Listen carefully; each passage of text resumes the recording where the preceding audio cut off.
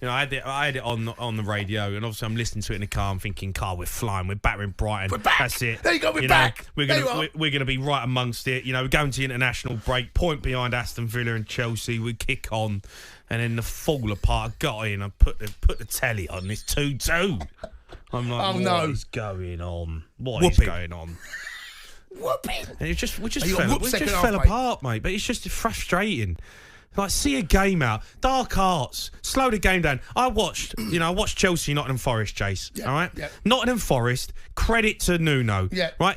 He knows how to get a result. Right. He knows how to sit. He knows he hasn't got this unbelievable football inside, but he's got good players and he's got honest players, and he knows how to run the clock down.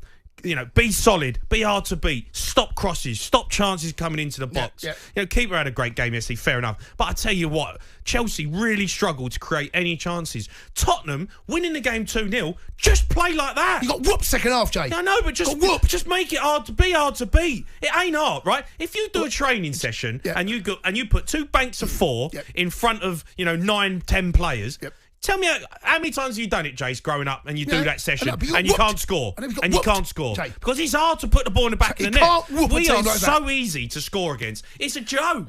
It is a joke how easy we are to score against. And we concede 1, and we're still trying to play this sexy football, and we want to have players, who you are, though, mate.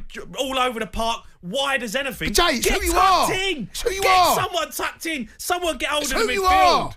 Jay, it's who you are, though. Oh, mate, stop shouting at me. It's who you are. Go away, Jay. You got whooped second half. Whooping.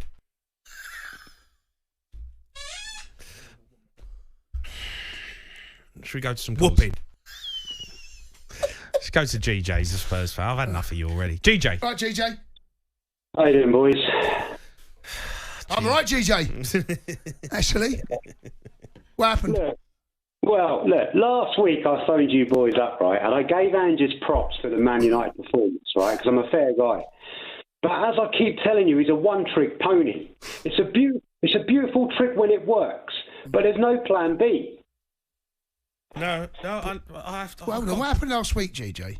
You were honestly, you changed like the wind. He changes like the wind, old GJ. 1 minute it's Ange Poster, no clue. Then it's the Messiah. Then we get beat. Come on, GJ. Like I hear what you're saying. I do, and I agree with you. We play some great football. We're a joy to watch at some, in certain parts of a game. But as a Spurs fan, as a club, right, that has to be better. We can't just be like everyone wants to watch Spurs and then we throw away a 2-0, lead and everyone's laughing at us. It's embarrassing. Like, mate, be hard to beat. Put the ball in Rose Ed. Put it out the ground. No, I totally agree. But what I was saying was last week wasn't plan B. That was plan A, beautifully executed. But played against the bang average United, though. They were there for taking. Absolutely, right. No, they were, Jay. Don't start giving me that, mate. They were. I mean, they drew against Aston Villa at the weekend. Jay, they were. I said you beat them. No, the rubbish, right? But Ange Imposter No Clue is an arrogant. He's an arrogant coward, and I'll tell you why I say that. That is a bit harsh, GJ. No, he's an arrogant coward, lads, and I'll explain. He's arrogant because he refuses to change his tactics. He's only got one way of playing, and he's a coward because yesterday he shamelessly tried to blame that loss on the players when it's clearly on him. It's blatantly on him. Well, it's a collective. I agree with you. It's a collective, though. As players, right, when you're coming under the cosh like that, no matter what, the manager's got to help you out. Yes, make some changes before he did. He waited too long, right? But also, as players, you've got to have some lead. You've got a World Cup winner playing centre half. You've got Van der Ven, who's a top player, international. You can't tell me that these players can't come together and say, boys, right, get together. Let's be hard to beat. Let's see it out. Let's turn the ball down the channels. Let's not play stupid passes out from the back. Let's play off Solanke. Let's get up behind it and play from there. Football doesn't have to be as difficult as we're making it. No, but look, okay, in his post-match conference, he was asked if he was tempted to make subs early, and he said, his words, substitutions are irrelevant because we weren't competitive. What the hell is he on about? The substitutions work for Brighton, right? They work for them. And as for us not being competitive, let's look at it. So the first half, we were competitive. We were 2-0 up, control of the game. Right, lads, he has 15 minutes with them, and then they go out and they're not competitive anymore. So what are you saying to him at half-time? That's on you, mate. To dare is to do. I mean, come on. Look, I'm going to sound like Roy Keane here, but that's Ange Postecoglou's job. It's his job to make sure that those players are competitive and alert when they go out. And if he senses any complacency from the players, then do what Brian Clough did and give them.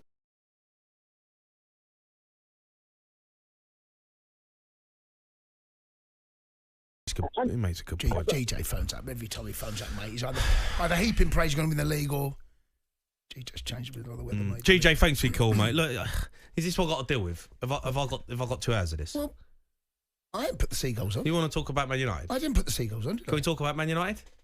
No. Talk about Spurs. Let's stick with Spurs a little bit longer. It's dare is to do. All right. The Sports Bar with Jamie O'Hara and Jason Cundy.